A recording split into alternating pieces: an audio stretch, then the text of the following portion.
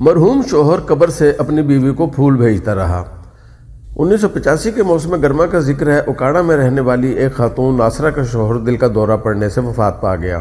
ناصرہ نے اپنے شوہر کی وفات کا گہرا اثر قبول کیا۔ اس نے سوگ منایا اور اپنے شوہر کی ہر بات کو یاد کر کے روتی رہی۔ کافی دن گزرنے کے باوجود جب اس کی حالت نہ سدھری تو اس کے قریبی رشتہ داروں کو تشویش ہونے لگی۔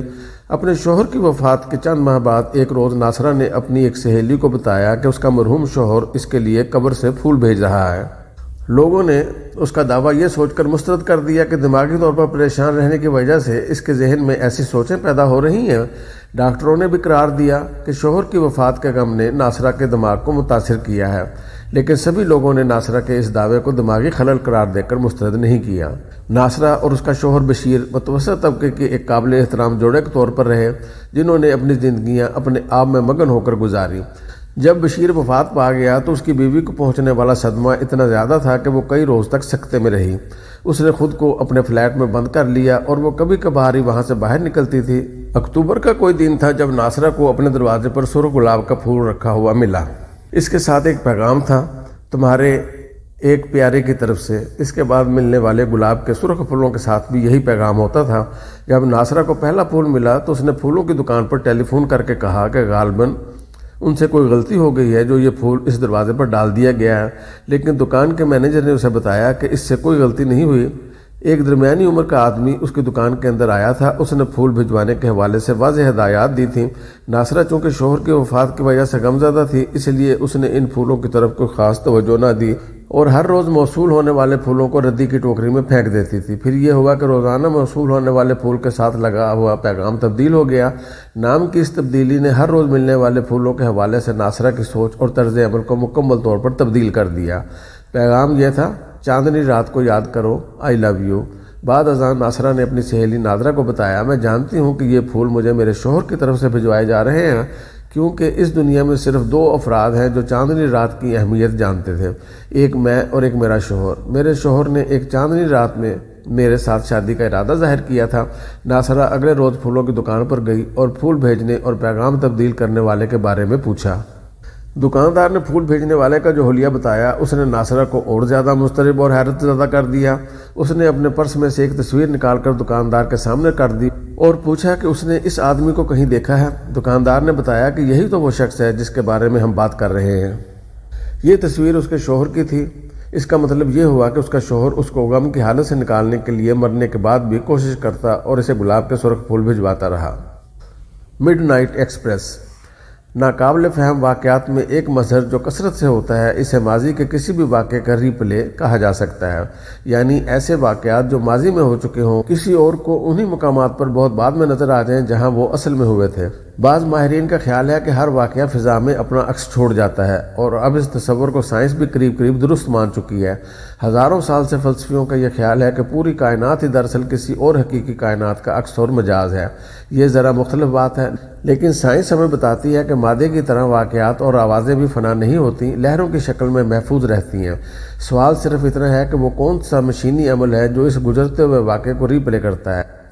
یہ واقعات ان گنت ہیں اور عموماً ان لوگوں کے ساتھ پیش آتے ہیں جو اپنی مخصوص حساسیت یا اس قسم کی کسی اور مخفی صلاحیت کے حوالے سے نارمل لوگوں سے کچھ اوپر ہوتے ہیں۔ برطانیہ کے سرکاری آرکائیوز میں ایسے کئی واقعات ریکارڈ ہیں۔ ایک واقعہ 1913 کا ہے جس میں ایک خاتون نے چلتی ٹرین میں اس واقعے کو پھر سے رونما ہوتے دیکھا جو دراصل 5 سال قبل ہو چکا تھا، لیکن خاتون کو یہ علم نہیں تھا کہ وہ اصل واقعہ نہیں ری پلے دیکھ رہی ہے۔ یہ خاتون لندن سے مانچسٹر جانے والی ٹرین میں فرسٹ کلاس کے کمپارٹمنٹ میں سفر کر رہی تھی۔ رات کا وقت تھا۔ وہ ڈائننگ ہال سے کھانا کھا کر واپس اپنے کمپارٹمنٹ میں آنے لگی تو راستے میں اس نے دیکھا کہ کھڑکی کے اندر کوئی شخص ایک نوجوان خاتون کا گلا دبا رہا ہے۔ اس نے کھڑکی پر ہاتھ مارنے شروع کر دیے اور دروازہ کھولنے کی بھی کوشش کی جو ناکام رہی۔ اس دوران اندر خاتون کی مزاحمت دم توڑ چکی تھی اور قاتل نے ایک مرتبہ بھی آنکھ اٹھا کر نہ دیکھا کہ کوئی شیشے کے باہر موجود ہے اور یہ واردات ہوتے دیکھ رہا ہے۔ آخر وہ خاتون دم توڑ گئی جس کا گلا گھونٹا جا رہا تھا۔ واقعہ دیکھنے والی خاتون نے چیختے چلاتے ہوئے کمپارٹمنٹ میں لگی زنجیر کھینچ کر گاڑی روک دی۔ مڈ نائٹ ایکسپریس کے پہیے پٹڑیوں کے ساتھ رگڑ کھانے لگے، بریکیں چیخیں اور ٹرین کچھ فاصلے پر جا کر رک گئی۔ چند لمحوں بعد ہی ٹرین کے گارڈ اور ٹکٹ کلیکٹر ڈبے میں داخل ہوئے۔ خوفزدہ خاتون نے انہیں واقعہ بتایا۔ دونوں نے مذکورہ کمپارٹمنٹ کا دروازہ کھول دیا اور اندر داخل ہو گئے۔ لیکن وہاں کوئی قاتل تھا نہ نعش، بلکہ کوئی مسافر بھی نہیں تھا، اور ایسی کوئی شے بھی نہیں ملی جس سے اندازہ ہو سکے کہ یہاں کچھ ہی دیر پہلے قتل کی واردات ہوئی ہے۔ دونوں نے مسافر خاتون کو نفسیاتی مریض، پاگل یا شرارتی سمجھا۔ بہرحال اس کے سٹیٹس کی وجہ سے اسے محض انتباہ کرنے پر اکتفا کیا گیا کہ آئندہ ایسی حرکت نہ کی جائے۔ خاتون جو پہلے سے بھی زیادہ حیران اور خوفزدہ تھی، اس صورتحال پر خاموش ہو جانے کے سوا کچھ نہ کر سکی۔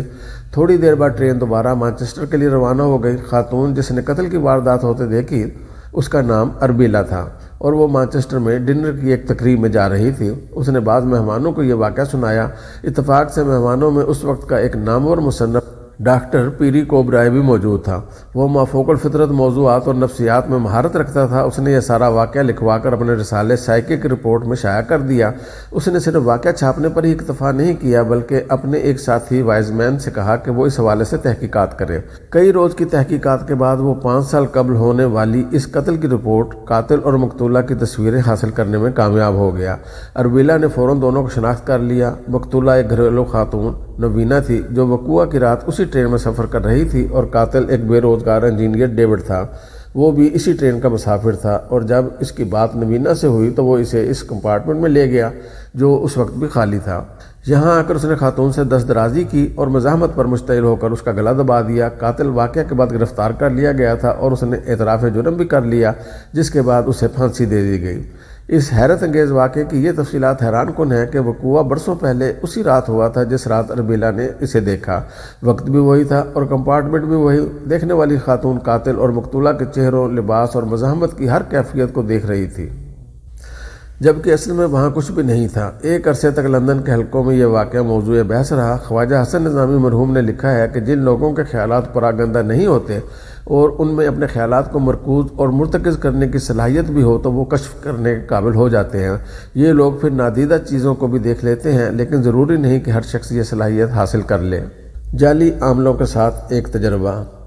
یہ 1960 کی بات ہے۔ میری عمر 14 برس تھی۔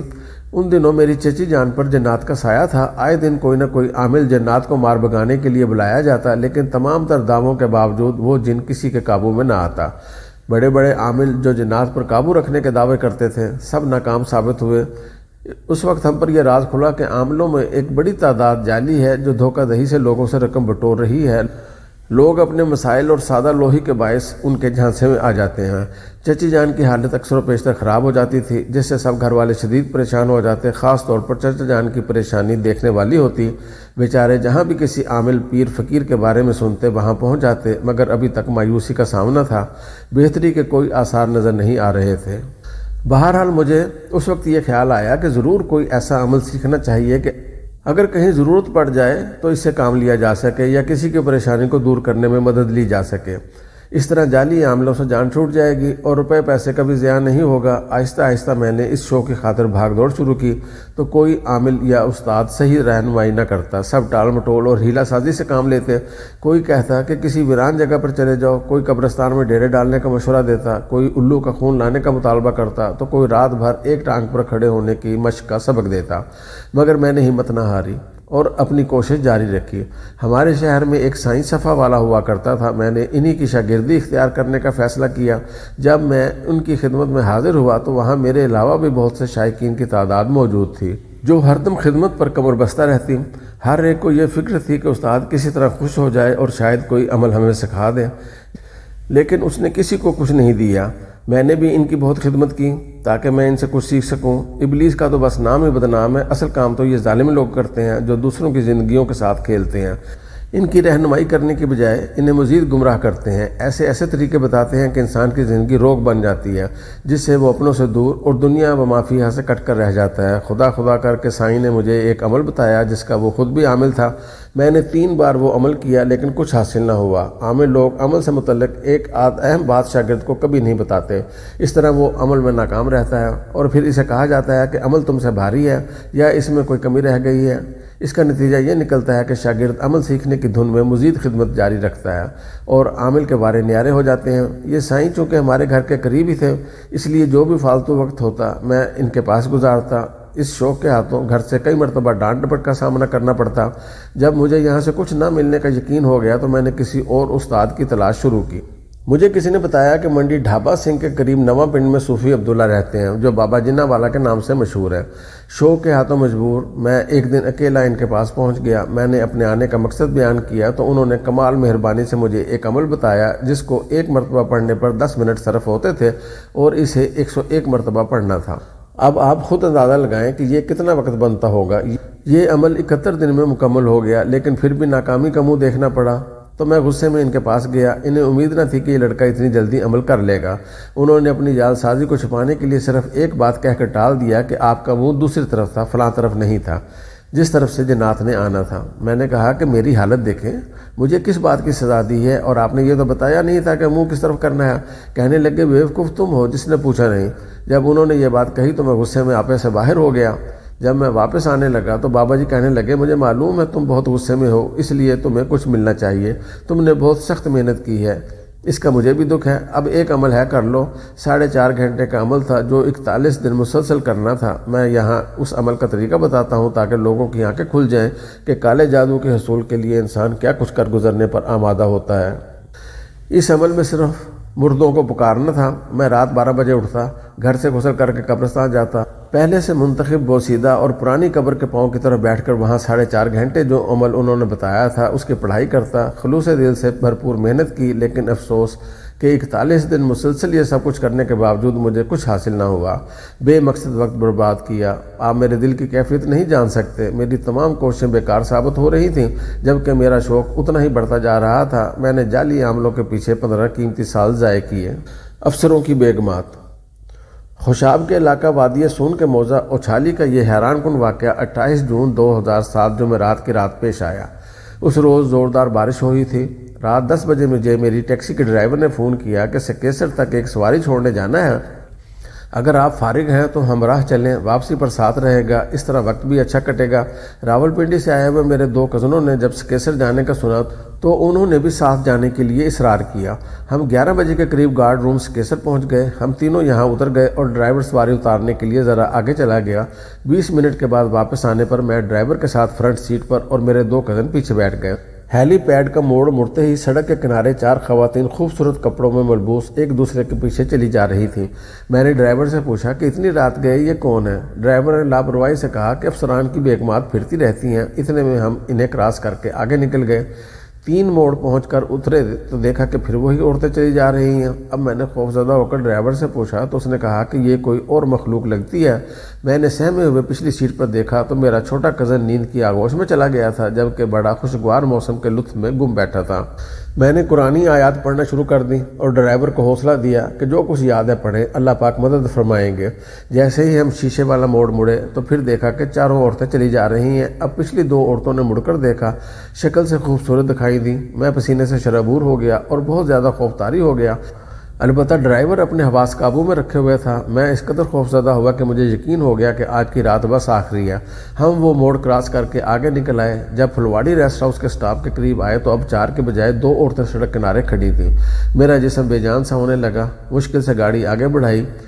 بورنگ چیک پوسٹ پر گاڑی روکی تو سکون آیا۔ بن بلائے مہمان۔ یہ گجرات کی ایک خاتون سائرہ بانو کا قصہ ہے، اس کی زبانی سنیے۔ میں 4 بچوں کی ماں اور ایک ایماندار محنتی خانہ دار بیوی ہوں۔ مجھے مافوق الفطرت واقعات سے گہری دلچسپی تھی اور اب بھی ہے۔ چاہے مجھے کوئی خواب نظر آئے یا پھر جاگتے ہوئے کسی غیر مرئی چیز سے بالا پڑ جائے، میرے لیے ایسے واقعات انتہائی اہم ہوتے تھے اور ان سے خوفزدہ ہونے کے بجائے ان سے محظوظ ہوا کرتی تھی۔ 2001 میں ہم نے ایک گھر خریدا۔ میں یقین سے نہیں کہہ سکتی کہ یہ گھر کتنا پرانا تھا، لیکن اتنا جانتی تھی کہ اس گھر میں آنے کے تقریباً 1.5 ماہ بعد اس گھر کا سابقہ مالک انتقال کر گیا تھا۔ تاہم میں نے اس معاملے کو زیادہ اہمیت نہیں دی۔ اس گھر میں منتقل ہونے کے بعد ایک دوپہر میں کمرے میں رنگ و روغن کر رہی تھی کہ گھر کا داخلی دروازہ خود بخود کھلا اور بند ہوا۔ میں نے دروازے کی طرف دیکھا تو شبہ ہوا کہ شاید میرے شوہر کی آنٹی آئی ہے جو اکثر آیا کرتی تھی، تاہم کوئی بھی اندر نہیں آیا ہوا۔ پھر ایسا لگا کہ جیسے گھر کا سابق مالک مسٹر وسیم آیا ہو، یہ دیکھنے کے لیے کہ ہم گھر میں کیا کر رہے تھے، لیکن یہ تمام افراد صرف میرے تخیلات میں آئے، در حقیقت کوئی بھی نہیں آیا تھا۔ میں نے 1-2 مرتبہ اپنے ہمسایوں سے گھر کے داخلی دروازے کے خود بخود کھلنے اور بند ہونے کا تذکرہ کیا۔ سب نے کہا کہ اس میں پریشانی کی کیا بات ہے، ہوا چلنے سے دروازہ کھلتا اور بند ہو جاتا ہے، لیکن مجھے یقین نہیں آیا کیونکہ دروازہ لکڑی کا اور کافی بھاری تھا جو ہوا سے کھل اور بند نہیں ہو سکتا تھا۔ خیر میں اپنی کہانی کی طرف واپس آتی ہوں۔ ایک رات میں اپنے 2 بیٹوں کے کمرے میں رنگ و روغن کر رہی تھی کہ میرا خاوند کمرے میں آیا اور مجھے بتا کر کسی کام کے سلسلے میں باہر چلا گیا۔ میں ایک کرسی پر کھڑے ہو کر دروازے کے اوپر والے حصے پر برش مار رہی تھی۔ اسی اثنا میں میری ایک سہیلی کا فون آ گیا۔ اچانک مجھے کسی کے قدموں کی چاپ سنائی دی، جیسے کوئی اوپر آیا ہو۔ پہلے میں سمجھی کہ شاید ہمارا کتا ہو، لیکن چند منٹوں بعد ہی مجھے 4 سالہ بچے کا عکس نظر آیا۔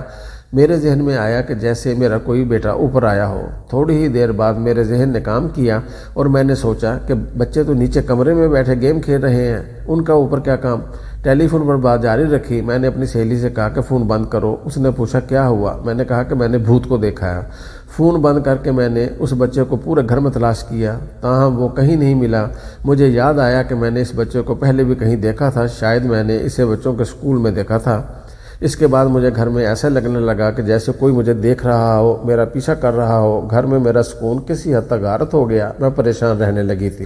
گھر میں صرف میں ہی اکیلی نہیں تھی، مجھے کچھ بن بلائے مہمان نظر آ رہے تھے۔ میرے 6 سالہ بیٹے نے بھی اکثر اوقات اس بات کی نشاندہی کی کہ اسے رات کو بھوت نظر آتا ہے۔